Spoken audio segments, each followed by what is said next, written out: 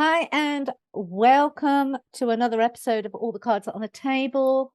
This week, we are going to be discussing second guessing your divorce. So, without further ado, let's get into it.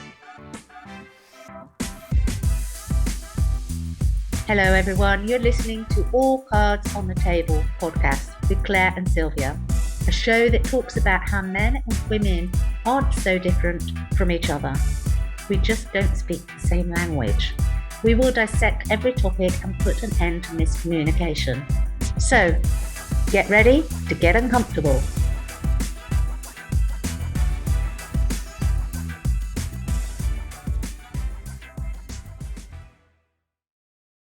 Hi, and welcome back. My name is Claire Attio. Hi everyone, this is Sylvia Haida. And this week we're going to be looking at that post-divorce phase where we allow all our dreams and expectations to kind flooding back in and get us second guessing, oh, did I make the right decision? Did I make the right choice? And I defy anybody that hasn't been there, anybody that's been divorced or anybody that's separated from a long-term relationship, to have not allowed themselves to go there, even if it's only momentarily. And the dangers that can actually bring in, the dysfunction that can actually bring in, and the guilt that can bring in. Yeah, I don't have experience with that, and in my family there's only one person that has been divorced, so my experience with it is very limited. But I was really taken back a couple weeks ago when I heard another woman talking about how she felt maybe she did the wrong decision, because after hearing other women talk about their relationships and their marriage, she was wondering, wait, did I jump the gun too soon? I mean, if all men are doing this, if all marriages are going through this, did I just maybe put myself in a situation that made it worse because I divorced and now having to be a single parent? And that took me back to our podcast about picture perfect marriages. Remember that I was telling you that every time I went with a certain amount of this type of women, I always felt drained and felt like my marriage was not worth it and my marriage was falling apart, because from what I was hearing from them was like complete opposite of what I was experiencing. So that meant that I'd had a failed marriage. Mm-hmm. And it took me years to figure out that that's not the case. That, like, they were just faking it, painting me this picture perfect of what their life was. Later, I found out the reality of it, and I was like, oh my goodness, had I really put myself in the situation where, like, I'm divorcing this man because of this, I might have regretted it. Mm-hmm. Because I didn't know the entire truth to that. And so that reminded me when this woman was talking about how did I jump the gun too soon? And so it was because she's listening to us. And I said, no, hold on. First of all, divorce is, to me, it has to be it's very personal. How do you feel? Do you feel like that it was like you immediately regretted, like, oh my goodness, what did I do? I love this person. Doesn't matter what they do. I love them. I miss them. And every day my partners. Or was it like a weight lifted? Like, oh, you know what? I can do this on my own. Yes, it's going to be scary. It's a life-changing event. Of course, that's scary. But then I don't have to deal with that stress. Mm-hmm. It's one less stress I have to deal with. So where were you at that moment? And she was like, no, I felt like I was letting go of a stress. And I was like, then you made the right choice. Yeah. Because how do you feel now? She's like, yeah, I feel good. It's like, so don't take what other people are going through, because it's never going to be your experience. But she did mention, so I wish I'd have known that all other marriages were going through the same thing I was going through, because then maybe I would have found a way to get help. And one of my questions was, like, did you ever guys go see a therapist, like a couple marriage? No. And I was like, I would have done that. That would be the only thing I would have done in that situation. and to see if maybe there was a miscommunication, misalignment that you guys somewhere fell behind. And it's like, but now you guys are co-parenting, so why not try a therapist to co-parent and see where, because you never know. It said maybe you guys will get back together. Who says that divorce is the total end? Maybe the divorce end for that marriage, but you can marry the same person and have a different marriage. And she was like, I never thought about that. So I was like, well, we can start there. But yeah, like I said, it took me back to that moment of like we just have to stop telling other women that our husbands are great when we know they're really not. But we don't have to also be like, they're shitty and this and that. It's like, it's a balance, you know? It's being honest. I think that's the key. It's being truthful with ourselves, first of all. That takes us back to that remove the rose-colored glasses that we did last year, so that we're going back some time. And being truthful, being really honest. What functions for me, what doesn't function for me. And as you said, not looking at other people, because what functions for other people wouldn't, you just, I mean, I always use my sister and her relationship, because honestly, if I was married to her husband, we would have been divorced in 5 minutes, and yet she's been married for 40 years.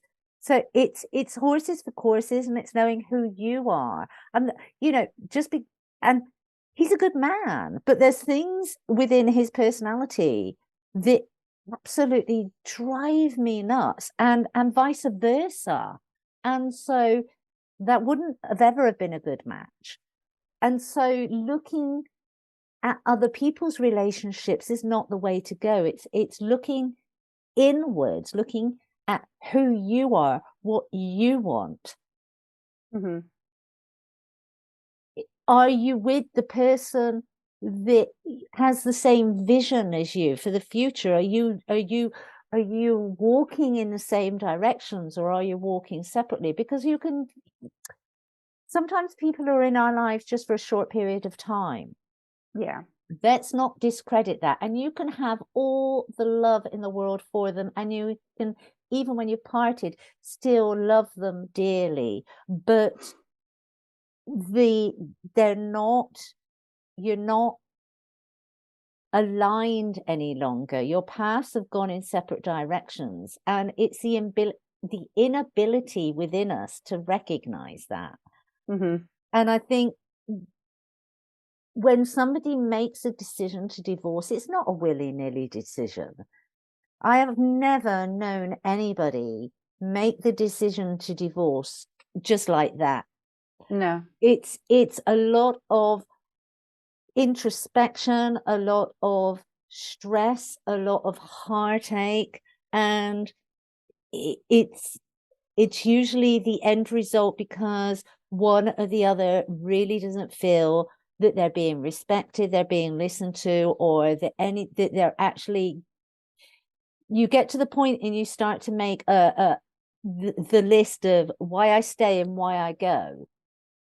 And there is no balance. And so you make that decision, okay, this has to end. We are not happy with each other. We are not happy within ourselves being together, and we're making our families unhappy in the process.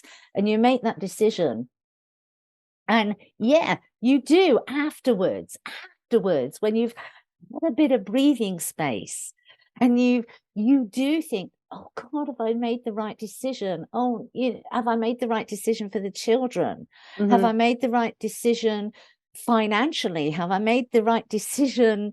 And you question it, but very often you're questioning it because, like that woman that you were talking about, you're listening to conversations or looking at things outside of yourself, and bring it back in. Okay, look at other people, get ideas from other people, get help from other people, but bring it back into yourself and go, okay, how does that work for me? Is that going to work for me? Is that something I can work with the person here? Like you said, they're co-parenting. So it's therapy is absolutely brilliant, but therapy, I found, within a couple situation only works when both want it to work. Mm-hmm. And I'm not talking about both turning up to the appointment, because both turning up to the appointment is very different from both wanting it to work. Mm-hmm. Because, you know, very often somebody can just kind of turn up for an appointment as a lip service to be able to say that they've actually attended and they tried everything, where They did. in fact they have no intention of trying, because they've got a whole other life already planned. For them, it's over, it's done with, and they're just going through the motions for whatever reason, whether that's because they're not brave enough to end the relationship, or whether that's because they want to stay there for the children, or whether that's because they want both lives. That happens. I'm not to sit here in judgment, but there is a huge difference between two people turning up to therapy and two people actually wanting therapy to benefit them. Sure. And so it's about being honest about what's going on. What has the history shown you? And as you said, sometimes you need to step away from a relationship and not be physically, emotionally, energetically available to that person, for that person to actually realize what they had in their life. That is very often the case. I mean, we see that in love songs, especially male love songs. It's always about, oh, woe me, how was I so stupid? Yeah. I mean, I get exasperated with that, because they write the most beautiful love songs. It has us women there weeping, even when we're in our most happiest of places, because it's so heartfelt and heart-wrenching. And you think, yeah, why were you so stupid? You know, why do you do this every single time? So that is so true. I mean, why do we do that as women? I think we all want that person to come back running to us, like, I made the wrong decision, I love you, take me back, you know. But like you said, if one person is doing all the work and the other one's not, you know, I think what I was trying to tell this person was that you're only feeling like this because there's new information coming to you that we're talking about, because you never heard it before. And so now you're questioning if that was why I divorced this person, and they're all going to be the same, but I like this person. Did I make the right decision? And ultimately, I can't answer that for her, or, you know, she can. But what I was telling her, it's just, you have new information now that's making you second guess, but ultimately you have to listen with your heart and your mind, and they both have to be together to make that decision. When your heart and your mind aligned that it's time to go, it's time to go. And only you will know when that time is. Doesn't matter what any other person tells you, because to me, it was like you said, she's living outside. She's looking at other things. And I think she's looking right now at the sense of, I'm a single parent, I work, and it's a lot of stress. So she's like, I still have that stress. I still have that amount of not problems, but the same amount of work. Like, I go to work, have the kids, and do that, which I was doing in my marriage, but it's less one person. And I said, well, then I would suggest of talking to your, you know, ex, and figuring out how to be more part of the children's lives as well, and continue to talk, and maybe find someone that can communicate for both of you, because I think you guys are just not talking the same language right here. We have different ways of communication, and I've noticed that even within my relationship, the way I communicate, I can say all these things and he's not going to listen to them because they're not coming across to where he can understand my language. Well, he's not hearing them. I mean, they've already done Yeah. so many scientific tests on that, haven't they? Of Yes. the audio and how the brain works between men and women, and also got the different languages of communication. And so it's adapting, it's learning. Even, okay, so you're divorced, but if you've got children, you are going to be co-parenting, and so you still have to develop a relationship. It's a responsibility to your children to develop a relationship where you can continue really good communication. And if your communication wasn't there before and you couldn't do it for each other, then learn to do it for your children. Yeah. And that brings me to another aspect. When you have children and you're divorced, it almost seems, of what I've experienced, is that for some reason the families fall apart. Not just your marriage, but when you get a divorce, it comes with a package, right? You just don't divorce that person, you divorce families, you divorce experiences, friendships as well, because all that is going to change. It's a life-changing event. So when you're divorcing, your relationship also with your children is going to change as well, because there are going to be times that they're probably going to throw it in your face that why did you do this? I want parents to be together. I've seen it with my family members. The kids always make a huge thing, but I want to know from everyone is like, if you know a woman or female has recently been divorced, that the parents of the spouse, why are they not also coming in and helping out? I mean, the grandparents of the children, why are they not active in helping out raising the children? Because women aren't, even though we can raise our children by ourselves, we were meant to do that. That's what I say. It takes a village to raise a child. It really does. Yeah. And when you have a community and someone that's been recently divorced, we do it and here's what it drives me crazy. If we see a recently divorced men with the children, we all jump in to help. Why aren't we doing that for our mothers? Yeah. And that's why she's feeling the stress.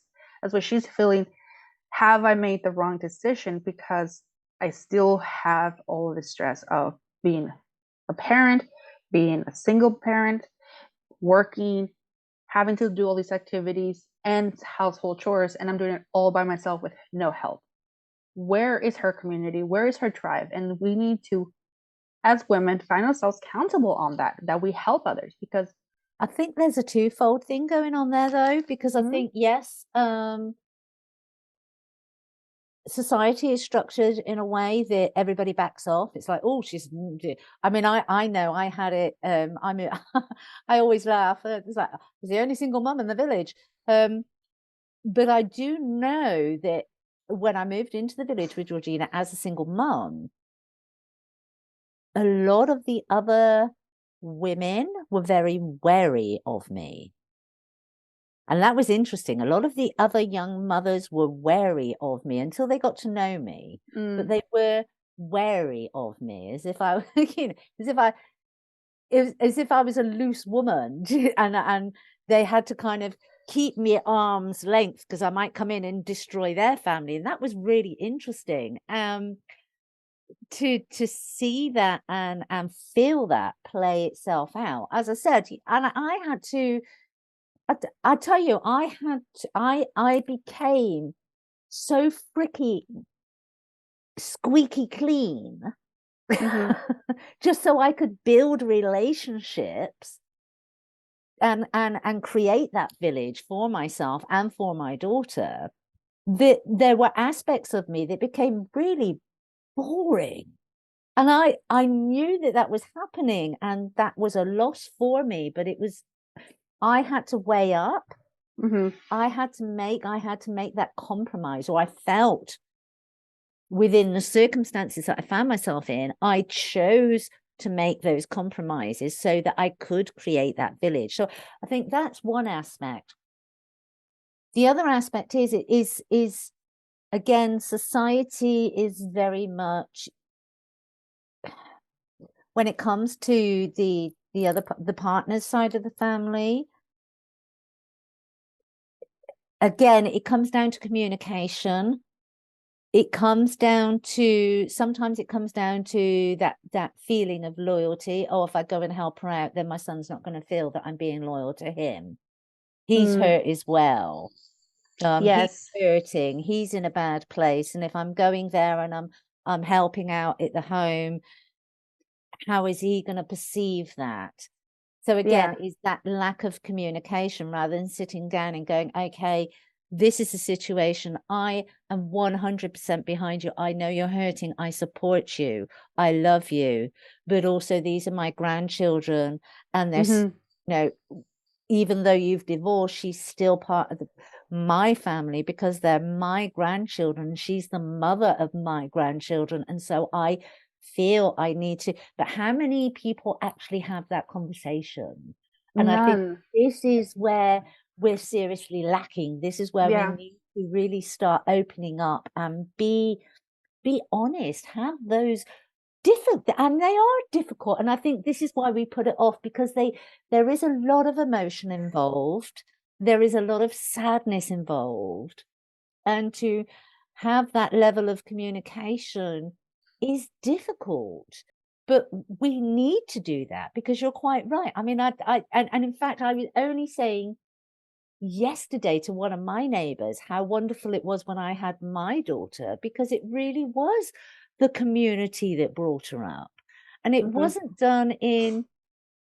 And I think this is another aspect as a mother, because we find ourselves in that single mother bracket, we then start to put a lot of expectations on ourselves. And by doing so, we create a lot of stress. And in that stress mode, we hold people, because I know I've done that as well. We hold people at arm's length. We hold help and assistance at arm's length. No, I can do it. It's okay. We're drowning. And somebody's throwing us a life raft and we're saying, oh, no, I don't need it. It's okay. Under the water again. And we need to allow ourselves to be vulnerable enough to go, wow, thank you. Yeah. Like accepting the help. And that's, our ego. Like, yeah. So there is that twofold thing. I love the fact that I was able to create, and that I had the people around at the time within that village that allowed the village to bring her up, I had that support, but it took work on my behalf. And it wasn't, and I needed to back away from, especially, and I think this is another aspect, divorced or not, when you've got kids, I think we're living in this bloody bubble of glass houses. And if anybody tells us that our kids have done something wrong, most people these days go into defense mode. Yeah. Rather than going, okay, I need to investigate this more. Yes. It's and I've actually I think this is where the village falls down, because if the village says, oh, I seen little Johnny do X, Y, and Z today, but did you know that they were there? Just checking in a very neutral way, just making sure. And if you didn't know, very often mothers go on the defensive, and then they have a word with their child separately. But the problem with that is the village stops. Yes. Forming you. This village stops offering help, stops offering advice, stops offering support if you're always going to be in defense mode. Yes. That's so true. My kids actually know very well that if another adult calls their attention because they're doing something wrong, that they have that right, that the adult has that right. Because, like, you know what, it takes a village to raise a child, I constantly tell them. So don't put your position where another adult has to call your attention. And that won't happen. I don't want to find out that you are doing X, Y, and Z, like you said, and to another parent, because I'm not. You're going to have to deal with the consequences. But I have seen, like you said, when I remember one time there was this kid on top of a car, and they're jumping, and I was just like, oh my God, he's going to fall. And so I was like, hey, you need to come down. You're going to get hurt. You're going to hurt yourself. And I remember the mom's like, I can see them from here. It's fine. Right. And instead of acknowledging, like, I'm concerned for your child's safety, calm down. I'm not saying where's your parents. I didn't say any of that. It was just like, where you're going to fall down, come down. And what I received was, like you said, this attack from the mother. And after the next time I came back and the little kid scanned on top of the thing, falls. And I looked and I just walked on. I was like, not my problem. And my daughter was like, you're not going to say anything? I was like, no, that's not my kid, not my problem. I've already said once and that's enough. And like you said, you stop helping. And what, unfortunately, and it's so sad. It's so he sad. did fall. And, yeah. And then I was just like, I can't even touch him, because then she comes out and going to think that I did something, so because of what happened last time. So then we find ourselves in that situation. Like you said, we're stop ourselves from helping others because we're fearful of the consequences now, like you said, of the reaction. And I have been guilty of that as well. We have to realize that if we just go back to that theme of it takes a village to raise a child, the stress of raising children by yourself is not going to be that tremendous. It's not going to feel like stress because you have a community, because everyone's looking out for you. But our egos tells us, and the media tells us, we are super moms. We can do anything. We are able to hold a job, hold a household, be great parents, join PTAs, be, oh my God, the baking and everything. We can do it all because we've been sold that idea. That's not true. And you can, but you get burnout and you look 60 when you're only 30. Yes. But that's what we can't. It's because a part of us is going to be affected, whether it's our mental health, our body, or we're exhausted, but as well, our children, they're not getting our 100% attention. They're not getting all of us because we're doing too many things. They're going to also have to deal with the consequences of you doing it all. So I know that it's not the idyllic situation for most people, because sometimes, in-laws can be hard to deal with as well. But it doesn't just have to be your in-laws. They can be cousins, it can be friends, it could be within your own little community, like you say, your village. Find your tribe, put that ego to the side and say, I need help. Because had you been a man, you wouldn't have that experience. No. If you moved into that village as a single father, all those women that kept you at arm's length will be bringing food for you, would have been brought hey, we can babysit for you for free. They will pick up your child when you can because you're running late in a meeting, and you will not be labeled as a bad parent. You would be like, he's doing wonderful. He does this and does that, and oh my God. And now it's a woman doing it. Oh my gosh, she's careless. She prefers to go to work instead of taking care of the child. Have you seen how they're dressed? Oh my goodness, she can't even cook. She buys fast food because she can't.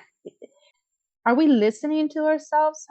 We need to stop that. Also acknowledge that it's women doing it to women. Why are we being so mean? Exactly. Why are we being so mean to ourselves? Why are we feeling, like this episode? Why is that guilt there? Okay, you're divorced. Okay. Is it an optimum situation? No, it's not. But should you be unhappy for the rest of your life? should you be in a situation that really doesn't serve you, that isn't conducive to good health and well-being? No, you shouldn't. And so sometimes it results in divorce. And so it's just taking ownership of that and going, okay, I'm divorced. It's not something I wanted, but it's something that was needed. And so I'm going to move forward positively, and I'm not going to feel guilty, and I'm not going to be made to feel that I'm not coping, and I'm not going to be made to feel that I'm a second-class citizen, because that happens a huge amount. Yeah, and absolutely. and really just doing the very best you can with the circumstances that you find yourself in, without being unkind to yourself. Because I say that because often when you say do the best you can, that almost gives the connotation of do more.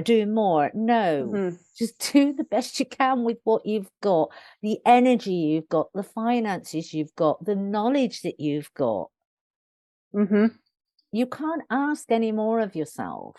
And don't look outside of yourself, because all those people that are painting wonderful pictures are usually the greatest of artists, and that's all it is. It's a picture, a painted picture. It's not a reality. No, it's not.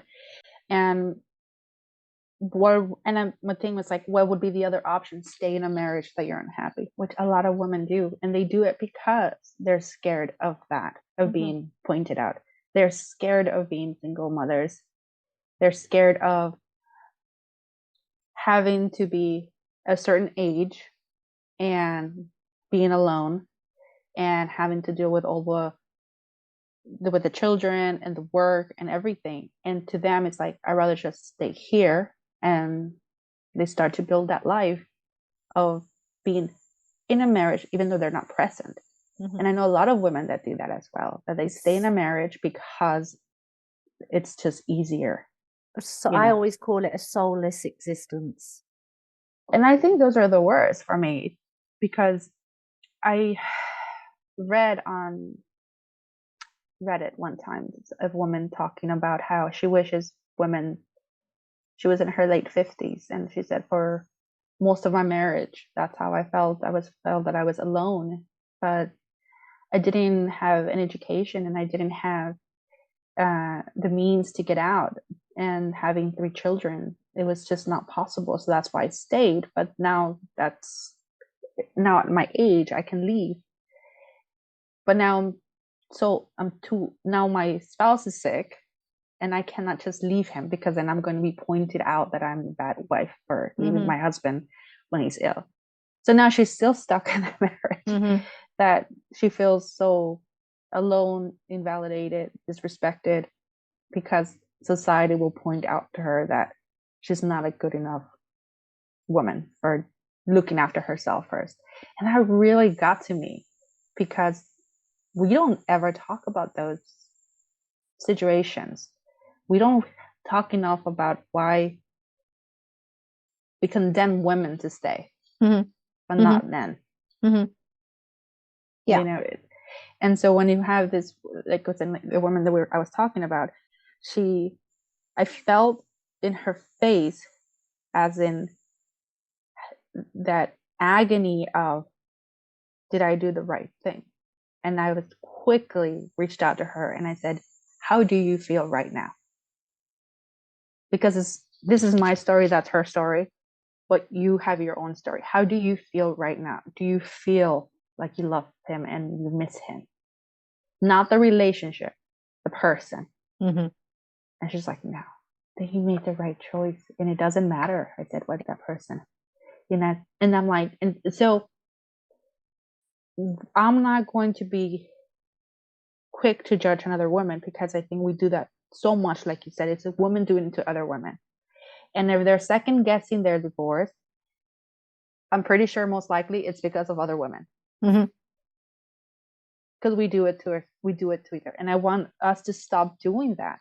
or it's because they're in a place of stress, or they're in a place of lack, or they're in a place of really feeling like they're sinking rather than swimming, in which case it's got nothing to do with the fact you're divorced. It's got everything to do with the fact that you need to reach out, get help, and restructure your life. Yeah, exactly. I think once you've gone through the divorce, you have to acknowledge that it is a life-changing event for you, and you have to sit down for a while and take it all in.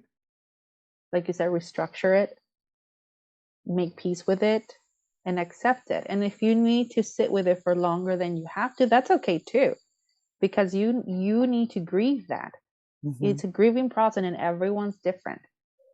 Yeah, but just like we hold the space for a man, we need to start holding it for our sisters, because we haven't done that.